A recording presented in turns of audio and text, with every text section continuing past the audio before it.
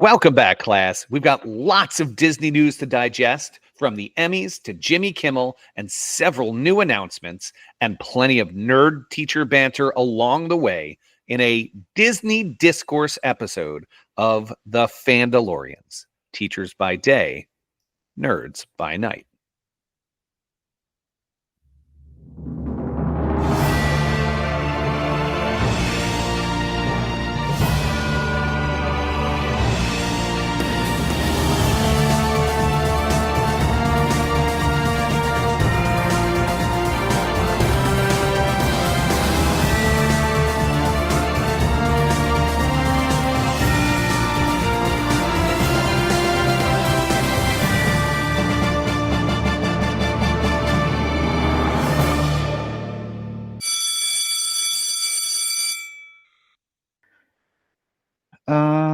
That is the bell. Class is in session. Welcome to the Fandalorians podcast. Teachers by day, nerds by night.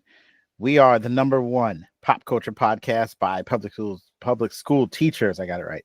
Every week, we bring you the latest entertainment news, reviews, and lively debates with a fun teacher twist. And we're proud members of the Unfiltered Studios podcasting network. Lifelong friendships, banter, trash talking, a lot to get to. Let's get right into it. But first, let me tell you our email, thefandaloriansmailbag@gmail.com. Let me tell you how to text us, 631-494-3632.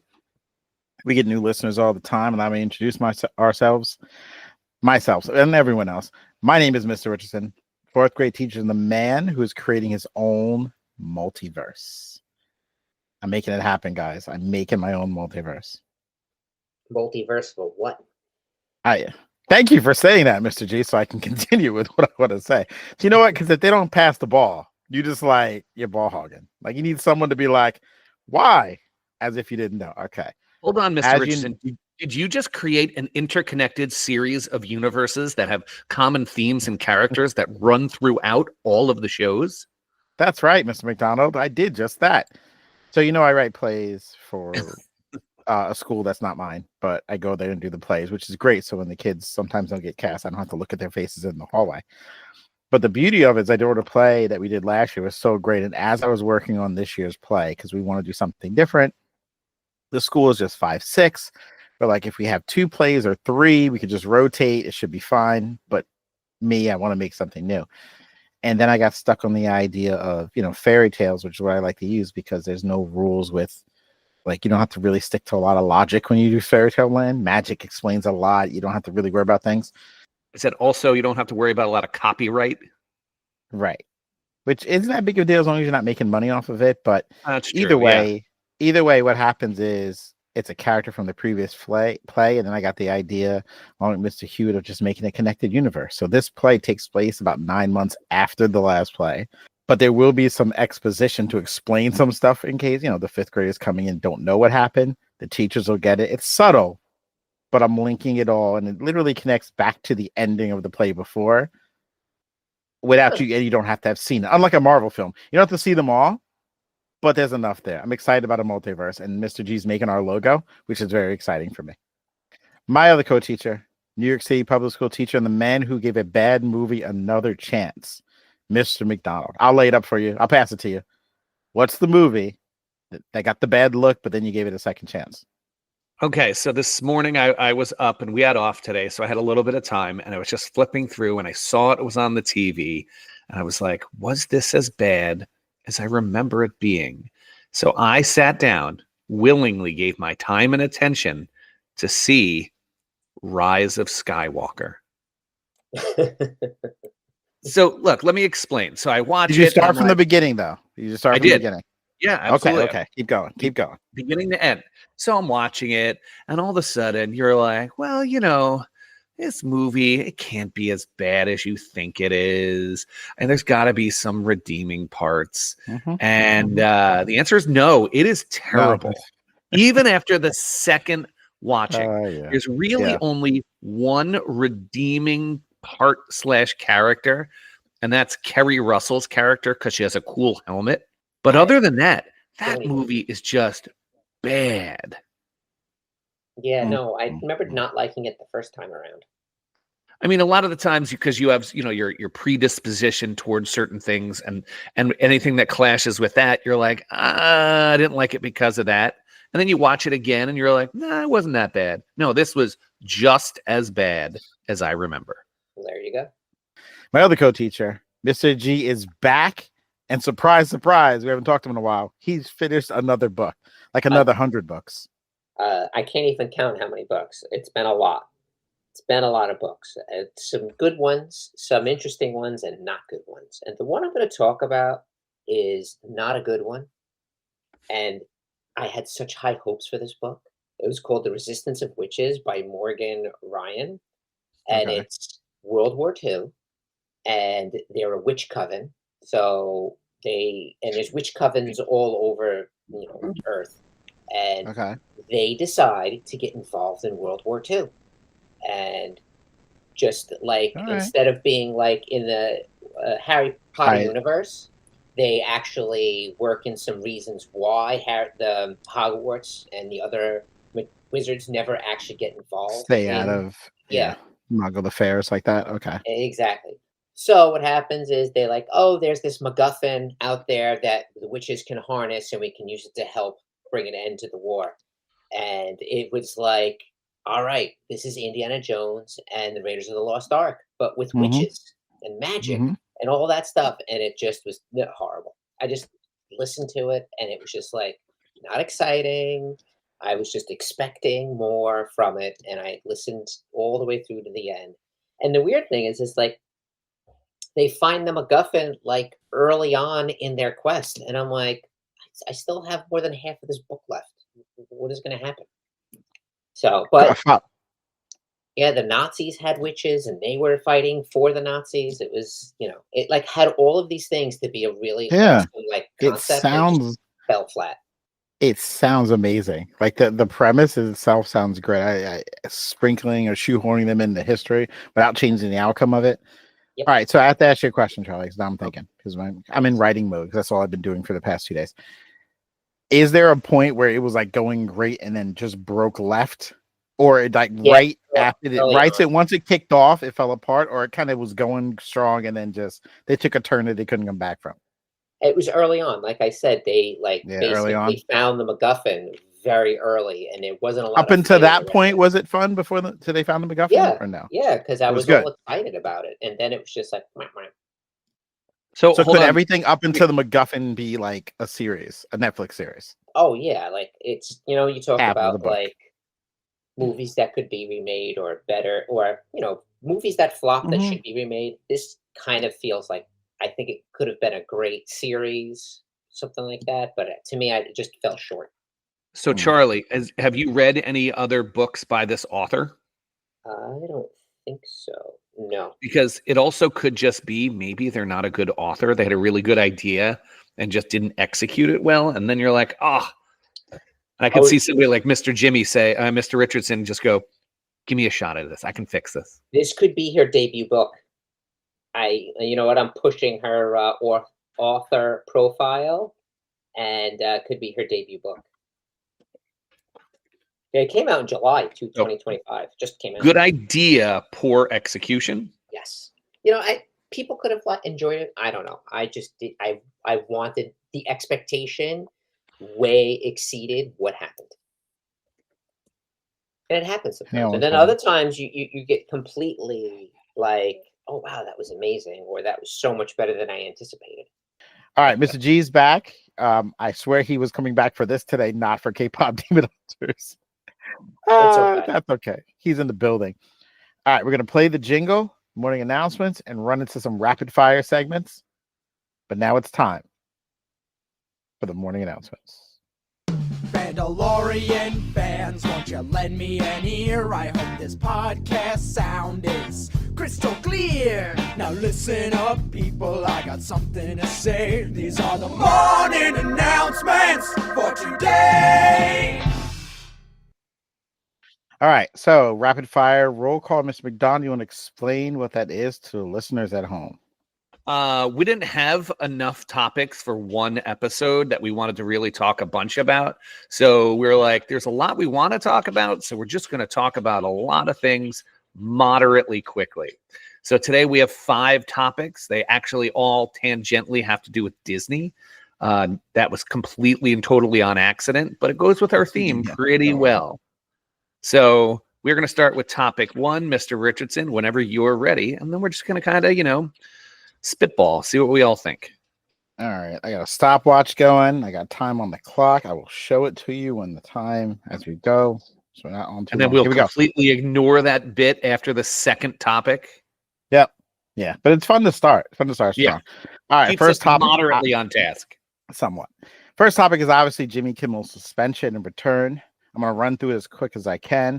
On September 17th, ABC and Disney pulled Jimmy Kimmel Live off the air indefinitely, following a monologue in which Kimmel criticized how Trump and MAGA figures were responding to the death of Charlie Kirk. The suspension sparked widespread backlash from the entertainment industry, civil groups and public commentators arguing. 400 artists signed an open letter defending his right to speak. Actors and actresses threatened to cancel projects or appear in anything tied to Disney. There was obviously a hashtag boycott Disney. People were canceling their subscription. Disney, Hulu, ESPN subscriptions all being canceled. In total, Disney stock dropped significantly, $5 billion along those lines. Of and market value, not actual real value. Money, though. On September 22nd, Disney and ABC announced the show will resume. It did last night. We're recording this on the 24th. In his return episode, Kimmel addressed the controversy, expressed regret for the timing, defended satire and free speech, and criticized efforts to silence him. A lot of reactions all over the place, like, was the suspension justified? Did his return feel triumphant, awkward, glossed over? Are viewers coming back? There's a lot to discuss. McDonald, do you want to go first? I don't want to talk too much about the suspension itself or the reasons for it. So when we talk about was the suspension justified, look, I'm a social studies teacher. I'm very pro First Amendment. And it's one of the things that we try to teach students is speech you disagree with is still free speech. And so I think this was a little bit of kind of overreach. I know the head of the FCC, he was kind of being proud about it. And I know the Trump administration had said that they thought he was going to be canceled. So it was kind of surprising. So I'm going to say no, that the suspension was justified. I'm very happy it was really only 2 actual days. I mean, I agree. Obviously, I've said on this podcast many times that you have freedom of speech, but you don't have freedom of consequences. But as McDonald pointed out, there's a thing called overreach. Like, if a person comes to my building tomorrow as a teacher wearing a Boston Celtics t-shirt and the superintendent suspends him, that's not going to work. I understand he has freedom of speech to wear it, but you can't be like, well, it's a business, so we don't promote the Boston Celtics. That's the overreach he's talking about. There's certain things that are like, but a Boston Celtics t-shirt shouldn't cut close. Obviously, this is a little bit more than a Boston Celtics t-shirt. Political humor dates back. Metaphor, though. But political humor is dated back to the beginning before any of us existed. I've seen videos of early Saturday Night Lives of people falling off stages, pretending to be was it Jimmy Carter? Who was the fall off the stage? Gerald Ford. Thank you. Messed it up. Regardless, political humor has been around forever in this country. All sides, the stuff from Clinton to Obama to this. It's just, this is what they do. Celebrities and politicians have been made fun of in late night TV and SNL and things like that for years. Like, it has not gone away. Shouldn't change now, Mr. J.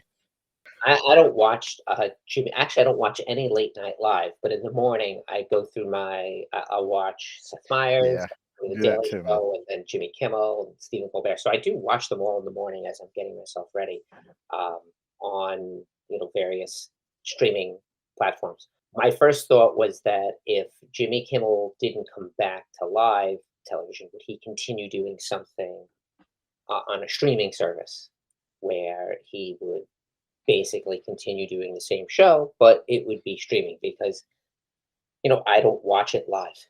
Well, kind of what Conan did, remember? After he left the Tonight Show? Exactly. He has a show, and it's just, I watch John Oliver. John Oliver, love him. John Oliver on HBO Max. So it's kind of like, to me, I wouldn't see, the difference. Well, did you guys see, because they did just release an article talking about his ratings from last night. Jimmy Kimmel Live averages about 1.77 million viewers per episode in 2025. How many viewers do you think he had last night? Big double. It's got to be at least triple or something. Like that was huge last night. 6.26 million. Wow. Oh wow! Almost 4 times the highest for a regularly scheduled episode in more than 10 years. Wow. And so what I think is interesting is this shows the power of the purse. You know, we talked about how Disney's market share dropped nearly $5 billion.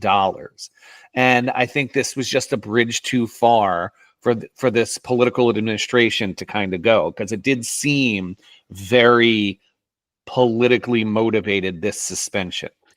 And the weirdest thing is that both sides, there were people on both sides who sometimes I agree with one or the other. And I'm not going to, you don't know where I politically lie. How dare you guys even suggest anything? However, both sides were people, names that you would know, from Ted Cruz to Obama, like agreeing, now we shouldn't do this. Because everyone knows when it's your turn, they're going to come at you. Let's just not do this part. This is too far for both of sides. So, glad it's been resolved. We'll see how it turns out moving forward. Do you think this is going to just really keep his momentum going, or will he kind of go back to normal? I think it will go back to normal. Like, are you going to stay? You two were part of that 6 million people. Are you two going to watch it again tonight? Tonight, yeah, because other things have happened. But I'll be okay. I'll be up. I'm already drinking coffee for this. But again, I'll go back to listening to the podcast in a couple of days anyway. Tomorrow, like I said, it's part of my morning. So I'll watch the highlights like I normally do anyway. Emmy Awards recap. All right, listen. The Emmy Awards came out. A lot of shows were hit. A lot of shows that we like actually were on there. The studio 77th annual Emmy Awards. The studio came through with 13. The Penguin had 9 Emmys. Adolescence had 8. Severance had 8. SNL's 50th anniversary special had 8. The Pit had 5. The Traitors had 5, and Andor had 5. So did anything surprise you? If there was something on this list you wish people would watch, what would it be? I was shocked, but also not shocked that the studio got 13 Emmys. It is the most ever for a freshman comedy. Did either of you watch it? I never even heard of it until I heard it somewhere that they won 13 Emmys. And I was like, I have no clue. I don't even know where to go watch it. It's on Apple. Oh, well, that's why. Essentially, it is about Seth Rogen plays the head of a movie studio. And if there's one thing that Hollywood loves, is TV shows and movies about Hollywood. And I feel like that's why it got so many Emmys. Now, it was entertaining. It was funny, but it wasn't like, oh my God, funny. It wasn't like it was like Veep or Seinfeld. So I was shocked that it got so many. I mean, Mr. Richardson, you called your shot with the Penguin earlier this year, right? Episode 1, I said it to you on this podcast. I remember saying it. I'm like, I guarantee after what I watched episode 1. And I was right as usual, obviously, 9. It was an incredible show. Adolescence, I didn't see, but my daughters loved it. Said it was outstanding. It's on Netflix. I don't remember the premise off the top of my head. Severance, McDonald, you saw that? It's also on Apple. Yes, also on Apple. Yeah, I didn't see any quirky. It was fun. Yeah. What I did like to see on this is it's very old school. Even Yogi agrees with me. No, Yogi's in the building. I liked seeing The Pit getting nominated so much, because The Pit, it feels like a network drama, and nobody really makes or cares about network dramas. I know it's not really a network drama, but it feels like it. And so that did make me feel nice. And of course, everyone should have watched Andor. If you ever want to see Star Wars really reflect today's political climate, you want to watch Andor. I thought The Pit was amazing. It's on HBO Max. I binged it in like a couple days, and I was happy it won because Charlie, do you know anything about The Pit? I know that it's on HBO Max because I scroll past it to go to the other shows that I watch. Do you know what it's about? It's a doctor show, right? It's like ER. Yeah, it's like an ER show. ER? Didn't he? Yeah, he plays a doctor in there. Yeah. Yeah, so it was funny when he started the show. Noah Wiley Extended Universe? Yeah. No, but when he started the show, they tried to sue him because they didn't want him to play another doctor. feeling that it was too much like ER. So they went after him to say that he should not be allowed to play a doctor again. He can't pretend he's a doctor anymore. Obviously, they lost because that's insane. But the premise of the show, it's one day in the emergency room, a real time like 24. It's like 10 episodes. And so if you've ever been in an emergency room, the patient could be in there for like 5 episodes. So it's like a 5-hour run. They actually, what makes this incredible is they built the set that is like an emergency room. They're in the set the entire time. The entire writing team was real doctors who sat down with them, who told them situations that happened that they'd never seen on TV before. One guy constantly getting throw up and having to change his outfits multiple times throughout the course of the day and find scrubs. And they put it in how you never have this, how people have a nickname, like all these things that are never covered. They shared everything, and Noah Wiley and the cast sat down with doctors who just said, "Oh, we're doing all real stories." So doctors have come out saying this is the most what you would see in an emergency room, and I loved it. I was just hooked from the beginning. It's just go like an emergency room, constant going back and forth. So hang on, Mr. And Richardson. Noah Wiley, hang on, let me finish this. Noah Wiley's character is like the super doctor running around like on a TV show who knows everything, almost like a Dr. House. But a couple episodes in, you see he's suffering his own kind of trauma, and it kind of enwraps in a bunch of other stuff. Really good show. I'm amazed that it won 5. That's great, though. So you're saying this is the show to watch out of this list, even over Penguin? For most people who might not be into the superhero type of stuff, though Penguin actually doesn't even fit superhero genre. Right. I've seen the Penguin. I would put the Pit right there. Okay. If you've ever watched a doctor's show or want to try one and you've never tried one before, this is the one I would jump in on. For me, it would be Andor as my number one have to watch. Now, Charlie, out of these shows, how many did you actually watch? I watched Penguin. I watched SNL. And I watched Andor. All right. Oh, you did watch Andor. I knew that the Pit existed. I knew that Traitors existed, and nothing. Yeah, that's like a reality show, right? No. The Traitors is like I feel it's a reality show.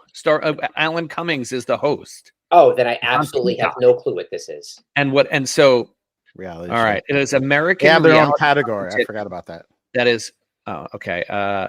Some contestants are loyal, so one person in there in the game is a traitor, and so everybody else has to figure out who the traitor is.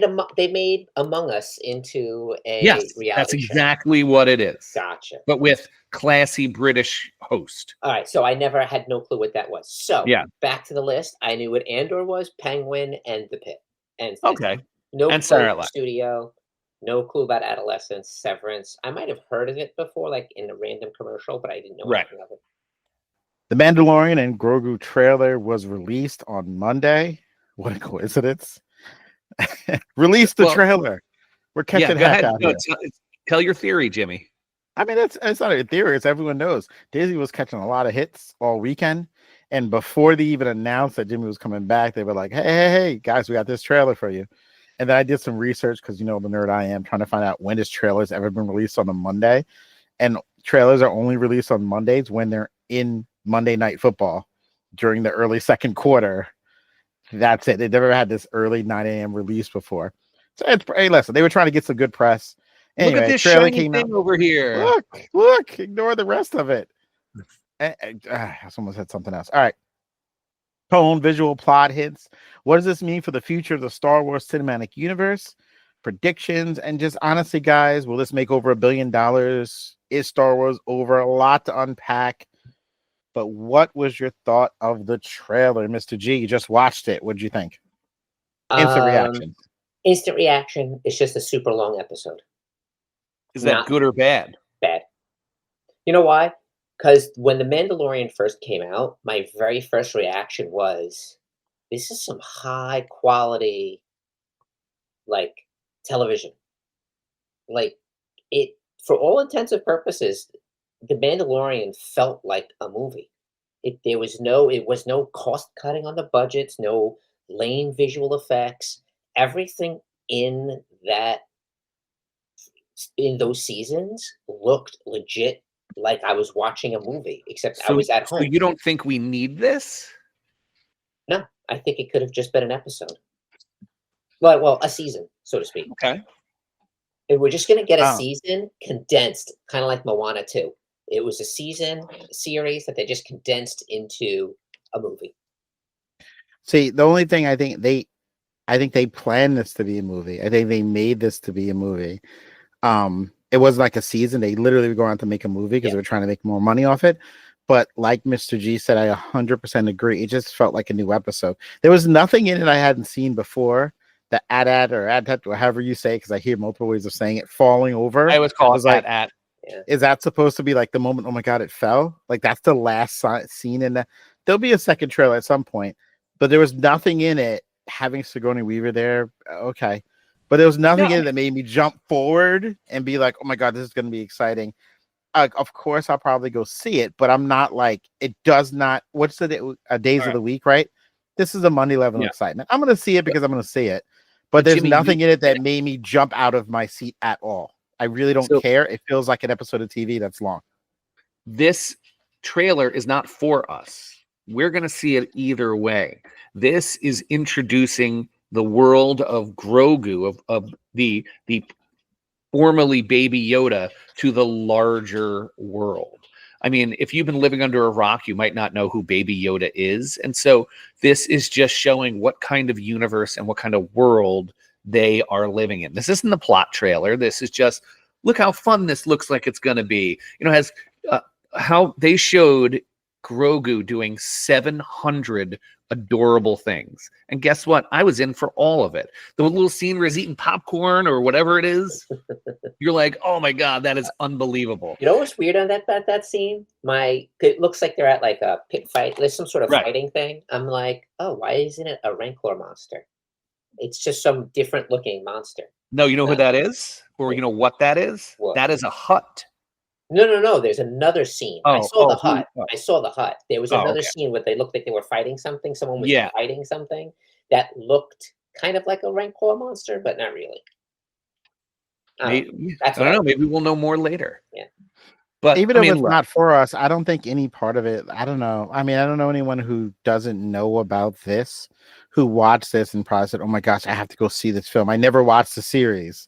Well, but for some reason, the trailer has hooked me into the movie. I don't know. It's weird. I'm going to quote Mr. Richardson on this because Mr. Richardson, you spoke about how the Jurassic World movie this summer did so well. And you said it was one particular reason. Do you remember that reason? Kid in danger. Yeah, well, it's because kids can go see it. Kids could go see it, and kids were in danger in the movie. That made it exciting again. Yeah. But yes, kids could go see it. Guess what? They're going to put Grogu in the movie doing cute things, and he's constantly being in danger, and kids are going to love this movie. Because you know what we forget? I know I just spent how much time talking about how much I love Andor. Andor is a grown-up Star Wars show. I mean, it doesn't even really have the Force in it at all. But you forget Star Wars movies, even bad ones like The Rise of Skywalker, are for kids. Yeah, you're right. Kids may want to go see this. Well, we'll see. I'm going to show this to my own children. I'm going to put it in the family group text and say, would anyone actually see this and want to go see it? I want to see what they're going to say. Yeah, but the people, if you're into that but never watched the series, which is weird because he's been on TV before, you've heard of him, but was never interested in anything you've seen so far. But this is like, wait, he's in a theater. This changes the game for me. Feels weird.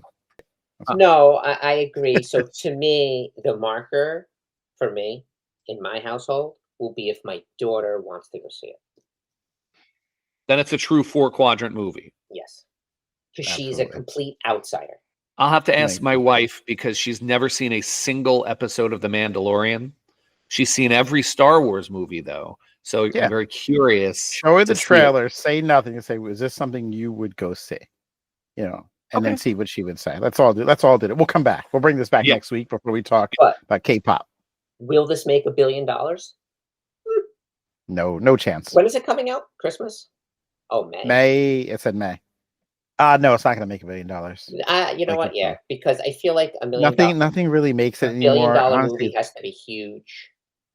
Like Jurassic World made, or whatever it is, the new Jurassic World movie made $1 billion. I just don't feel like Star Wars has it. Does the other summer movies make $1 billion? Lilo and Stitch hit it. Yeah. Minecraft movie was right there. Jurassic World was right there. And then there was a movie, Ni-Za 2, that made $1.9 billion worldwide. No, it wasn't as big here. When you No say kidding. right there, make $1 billion, did it make $1 billion when you said right there, or just almost got it? What, Minecraft or Jurassic? Yeah, either one. Minecraft is 957 million. Jurassic World is 866 million. What about the Superman was 7th. What about the Smurf movie? Where was that? I don't think I can scroll down long enough. No, it didn't make a lot. I had to go see it though. So ready? That proves it. There's no way. If the Minecraft movie's not making $1 billion, there's no way in the world Star Wars, Mandalorian, Grogu is making $1 billion. That means you've got that many new people to show up. It's not happening. Hold on. Can we cut that clip? Can we cut that clip and can we show you when it does crack $1 billion? All right, challenge accepted. See how it goes. Make it my ringtone. But this is what But the Minecraft movie had such buzz. It had such buzz and draw for those kids to go see it. And you said it didn't hit $1 billion or almost? 866 million. Yeah. And I don't know, man. And that movie had such a draw and a will. But you know what? It like we've said before, it's expensive. You know what movie did make $1 billion? The Rise of Skywalker. Oh God. Gosh. Speaking of Rise of Skywalker, how can you support the show? That's it. Wow. Wow. You spent all night, stayed up all night writing that. Huh? Yeah, I'm just mailing it. Be the writer. I got nothing. I'm tired. I've been writing all day. I'm just exhausted. All right, I got it. Look, buying or selling a home thanks to our newest sponsor, Adler Real Estate Group. Mention the Fandalorians to get up to $5,000 back at closing. That's at adlerrealestateteam.com. You can grab some merch, hit up the TeePublic store in our link. All proceeds go to Laney's Legacy of Hope, helping families facing pediatric cancer, and 100% goes to the cause. You can find them at laneyslegacyofhope.org. If you're on Long Island, you can visit Red Shirt Comics in downtown Port Jeff, the official comic shop of the Fandalorians. If you're not local to Long Island, you can support any and all comic book stores. You can visit them at redshirtcomics.com. Say cheese with LJ Photography. From engagements to family portraits, LJ Photography captures life best moments based right here on Long Island. If you're not on Long Island, find another photographer. I don't know. No, but you can follow them on Instagram at LJ Photography LI. And lastly, we have Kanopy King Party Rentals. Backyard bashes, weddings, sweet 16s, you name it, they've got it. Custom vibes, stress-free setup, and bounce castles galore. Rule the party with Kanopy King. And from Kanopy King, you can set up your tents and watch Daredevil. That's it. I'm tired. You're not getting my best material tonight, guys. That's not a good transition. I got nothing. How about Kanopy King Kingpin? Come on, man. Oh, that was right there. Right there. Start over. Go ahead. You do it. From Kanopy King to the Kingpin. Thank you, McDonald. Daredevil Born Again Season 3 has been announced, and Season 2 has not even come out yet. Marvel and Disney got together and revived Netflix Daredevil, which was considered one of the best superhero gritty, like realism shows outside of The Boys. Very realistic in terms of what happened during it. They originally ordered 18 episodes. The first season was uneven because it started one way. They brought in someone new to do the back end of the series. It was kind of a bit of a mess, but it ended with the Kingpin, now mayor of the city, and Daredevil getting a group together of heroes to go against this anti-vigilante law that he put forth. So what do we want from season 2? And what does it say that season 3 has been ordered? I'll start with, obviously, I like season 1. It was patchy. I think they cleaned up on the back episodes. It got back to its roots. It's a very gritty, like right on the ground level thing. We know the Punisher was involved in an episode just randomly at the end, but he was great. Obviously, I hear Luke Cage is coming back. I've been confirmed Jessica Jones is back for the next season. It looks like they're putting everyone back together to go against the Kingpin. Except Iron Fist, because he was terrible. And yeah, no, that was a terrible show. He was terrible. He didn't even want to. The rumor is he refused to do any martial arts training, and he just looked terrible as a fighter. So he's like a Steven Seagal movie. Yes, you're never thought punching. They were going to fix it with the effects on the back end. Huh? Yeah, they couldn't. It looked terrible. No. Listen, everyone's back. Season 2 must be good if they're bringing in season 3. And season 2 must be relatively cheap if they're breaking in season 3. because there's not a lot of special effects in the show. I mean, it's a realism. They're just fighting. It's not superpowers for the most part. So season 2 really is the second half of season 1 because they originally announced it as 18 episodes. So we got 9 in season 1, and now we're getting 9 in season 2. Because did we talk about this on the pod at all? I don't think so. I don't think because so. my biggest problem with season 1 is it felt more like a mid-season finale. It just abruptly kind of stopped because that's really what it is. It's just a really, really, really long break between the first half and the second half. When does season 2 come out? But I thought season 1 itself was just, they got rid of the directors and writers midway through, and they stopped it, and then Disney did their first. It's not going to pick up anything. Like, did you see that article about Netflix? They're saying early 2026, by the way. Go ahead. They were complaining about Wednesday, basically, that it didn't become the phenomena. Wednesday 2 didn't become the phenomena that the original Wednesday had and the powerhouse that it was. And it was just a huge drop off from season 1 to season 2. And I didn't even finish because they did, what is it? They did a break in the middle. Split. Yeah. I didn't watch the second half of it yet. And it's just I watched it with my 2 kids. We watched the season, the first, season 2, first part. We watched it, and then it's come back on, and there's been even no pull for them to want to watch to finish it.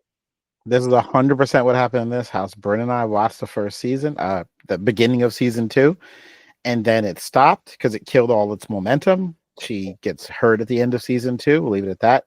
And Bryn mentioned, hey, it's back. Oh, all right. Well, we'll watch it. And then we forget. Time comes. And then every now and then you see it. It's not even, Netflix doesn't even have it up there to kind of remind you it's back. Yeah. Sometimes it'll say new episodes in your thing, but now it's behind a bunch of other stuff. I think the breaking in the middle is just not a good look for them. I think that's what killed the momentum. It wasn't like all out there at once. You could binge and talk about it because people seem to like how it ended, but they wish it could continue. There was so many complaints online about it's just they never came back because you don't talk about it. It's half over. It sucks. Well, just look, you guys, you talk about killing momentum. The biggest killer of momentum with all TV shows now is there's too long between seasons. Yeah, that's why I asked you. When is season 2 coming back? I miss the days when you would get 22 to 24 episodes of a show every fall. Yeah. And now they can't even get 8 episodes out in 3 years. And you're like, come on, man. You're just losing all of your momentum. You're losing all of your audience. Because think about it, those kids that were watching Wednesday were, they were 12 and now they're like 15. And that's a big difference. Yep. Yeah. And then, shows with special effects, you give a little more grace. You get like almost a year and a half because, you got to add some stuff to it. But look at The Pit, for example, where they guarantee they're coming out once a year around the same time every year because it's a hospital thing. We don't have to do special effects, and they're purposely keeping the momentum going. But I end up having the time YouTubing season 1 recap to remind myself before I watch season 2, but because the gap is too long. Topic 5, Superman Man of Tomorrow. All right, so it's part of the James Gunn's new DC Universe launch. They've announced that Superman Man of Tomorrow, the sequel, not to be confused with the animated series, is set to release in 2027.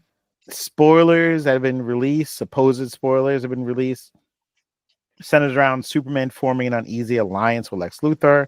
They got to work together to face a greater, bigger cosmic threat. Can Lex be an ally, or is he playing the long game? The reluctant ally thing, is it compelling? Is it cliche? What are your thoughts about what is rumored about this sequel so far, McDonald? I love buddy cop movies. And if they do this right, this is going to be an uneasy alliance of a buddy cop movie where, each side doesn't trust the other and they kind of come to a, begrudging respect for each other. And then Lex Luthor is going to pull the rug out at the end, like we all expect. And it's going to be great because we like those kind of stories. Now, the real question is, who's going to be the bigger threat? Brainiac I mean, that's what I would do, I guess. I'm okay with that too. I like the idea of this. It doesn't bother me. I've never seen it before in this way, other than I think it's been in the comics before, but I've never seen it in this medium before with movies. It's a Buffy team up with Spike kind of thing, to deal with something when he was still like shady. Or and that always, that always plays itself to fun because they're verbally making fun of and annoying each other the whole time where they were working together. Then there'll be a moment where Lex has to reluctantly save Superman and doesn't really want to. Like, that stuff's kind of fun. It's different. Yeah. But I really think maybe if this is in motion, there's other stuff in the universe. There's a lot of Superman. Supergirl's coming out next year. Following year, another Superman. I know there's another universe he's building. Maybe like play with the other toys in the box. Mr. Terrific could do something. But I don't know what's all in motion. All I know is 3 Superman type movies in 3 years. Feels to be a lot to me, Mr. J. I actually just watched Superman the other night. So for me, having a team up with the bad guy seems too soon. It's like, I don't know, that's like a 3rd movie kind of thing, not a 2nd movie kind of thing. It depends if you count Supergirl as the 2nd movie. Well, they all have to be in it, so to speak. Like Supergirl's going to be the main character, and is Superman going to make a cameo? Is he going to play more of a part? Is Lex Luthor going to be in it, like more of a part or a cameo? Yeah, I have no clue what superhero. The only Superman bad guy that I know of is Doomsday, and that's about it. So I have no clue who it could be, but I'm all in it if I want to just say Nathan Lane came back as Green Lantern. If Nathan... No, I would love to see Nathan Lane as a Green Lantern. I think that would be hysterical. That's that's amazing. Great casting by Mr. J. What's his name? Nathan Fillion. Yes. If he comes back, I thought his character and even Mr. Terrific were fantastic as a B-line. I don't know if you want to say B story or whatever, supporting characters. I thought they did a great job as supporting characters. That was the biggest knock on Superman when we reviewed it, is it was a Superman movie where Superman was like the 5th most compelling character. Yeah, I didn't for sure. And the whole time I'm watching it, I'm like, why do I recognize Hawkgirl? It took me forever to realize it was the girl from The Last of Us. The Last of Us. I'm like, oh, that's why I recognized her. It took me forever to figure that out. She was also in Madam Web. I didn't watch that. Yeah, me either. But I remember in the podcast we spoke about the Superman movie. I remember Mr. G saying he wasn't going to watch it because he didn't like DC movies, and then one of us said, "But you like James Gunn, so you're probably going to like it." And he goes, I'll see it when it comes out. And then, sure enough, when it came out, you saw it, and you did like it because you're a James Gunn guy. James Gunn has brought you into the DC universe. For sure, it definitely has. You could feel it was a James Gunn movie. I do wish it had more music in it though, because his other movies have more. Well, the soundtrack. He did say he intentionally kind of walked that back because he wanted the Superman theme to play more, and he also doesn't want to be like known as like the guy that throws pop culture songs in every movie. But he only did it for the one part. He should know that that's what I know him for. Give the people what they want. You brought him in the door. Give him what he wants. He's doing the Peacemaker. He's dropping music in Peacemaker every 5 seconds. Yeah, I got to tell you, by the way, what are we on episode 5? The theme song has finally it hooked me. Yeah, it actually got me. It's not better than the first one. No, but I still will watch it. Yeah, it got me. Yeah, got me. No, the first time it kicked, the first episode, you're like, eh. Second one, you're like, nope, I don't like it. By the third one, you're like, no, okay, all right, kind of like it now because the horns kick in, and I'm not there yet. I am not there. I was like hyped for it because all over TikTok, social media, they were talking about it as like the doing the press tour stuff. Yeah, they were talking about, they were practicing, they were all whatever, and then I watched it and I'm like, oh, when they take it too seriously. Yeah, I did not. I didn't even like the dance. It wasn't even as good as the first dance. Well, it's hard to. I do like the show, and I do like. I hope my prediction comes true because apparently they've embargoed the next 3 episodes, so no one has seen it. They didn't even send it to reporters. He did not release the next 3 episodes because he didn't want it to get out. In fact, he has the only copy of it that's getting sent to HBO right before they air it, kind of thing. Like no one has seen it, but I think I'm right. All that tells me the last episode. We're going to take a road trip to Gunn's house, and we're going to steal last episode. And we talked. I talked to you guys about this already, but I didn't say it on the show. So my theory, if you've been watching Peacemaker, I felt that when he goes to the other universe, it turns out that universe is like a Nazi universe where the Nazis won, because I've not noticed any people of color anywhere in that universe at all. He's been in the other universe. He saved the day. He's gone to Argus. There's nobody there of color. And I was looking for more clues. And when I talked about it in a group text with these guys, Mr. G said there'd be flags, there'd be something showing, there'd be something there to indicate Nazism. And then I noticed it in the last episode where he's walking through Argus again. There's little tiny flags on every desk in the office, and every flag is turned where you can only see the red, white stripes, but you can't see the 50 stars. Every flag is tilted so you can't see the 50 stars. So it's almost like if you turn it, there's a Nazi. There were something in the blue. If you blink, you miss it. And I was looking for clues. I was looking like, Charlie's right. There's something there. And he walked in to see her, walked past 3 office desks, and every desk, like I said, had a little flag the size of a lamp. And every flag was turned where you just see red, white, red, white. You could not see the 50 stars because it's not 50 stars. I see what you did there. Yeah, I did that. I didn't actually mean that on purpose, but I'm happy that it happened there. And Jimmy, we're going to find out tomorrow. I'm looking for what? I was going to say, I did go back in the episode, and the part where he's riding his motorcycle through town? Okay, talk to me, Charlie. What'd you say? And I watched it in slow motion, and I was looking at everyone on the side of the street. Not a person of color. Not a person of color. And Mr. McDonald knows this ever since we were children. He'd be like, "Hey, did you watch this?" Nah, man, there's no people of color in that show. I don't watch that.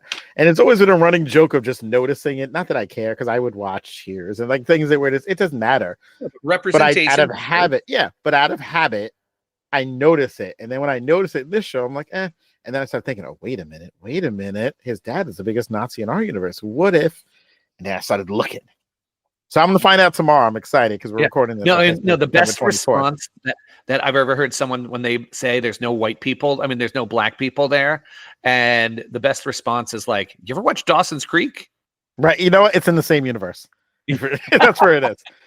Dawson Creek is the exact same universe. Friends, there are lots of shows. Same universe. Same universe. It's all there. We just found it this way. Oh, wait. So now we have another extended universe, not just the Mr. Richardson extended universe. Hold on. Yeah, but I don't want to name that one. In that timeline? Yeah. Oh, we're going to get in trouble. You can find us at Instagram at the Fandalorians Podcast, the Twitter X vehicle at the Fandalorians Pod, TikTok, Fandalorians Podcast, and email us at the Fandaloriansmailbag@gmail.com. Text us at 631-494-3632. I just heard from Mr. Hewitt.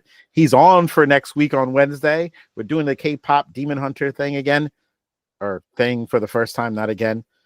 Mr. G will be back. Mr. McDonald will be back. They're here now. I'm Mr. Richardson. Thank you for listening. We'll catch you next week on the Fandalorians. Teachers by day, nerds by night.